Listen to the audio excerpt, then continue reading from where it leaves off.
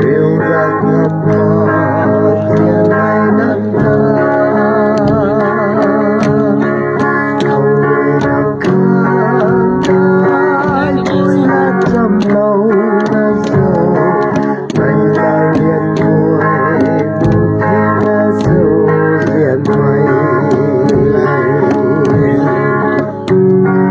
thậm chí mới đuôi răng sương lâu nay ca cầu rêu răng hoa thiên nắng cầu người đang khát tôi đã trong lâu đã dầu số này là riêng người muốn thiên dầu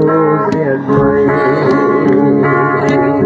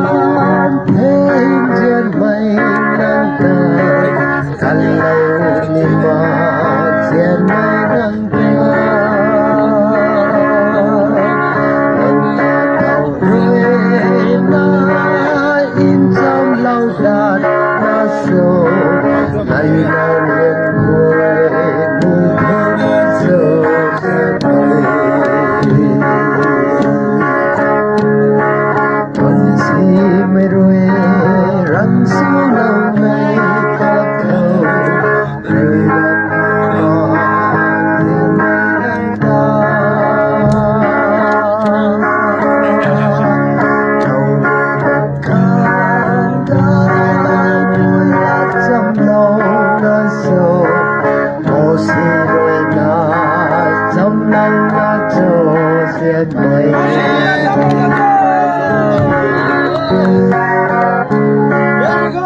Ghiền Mì Gõ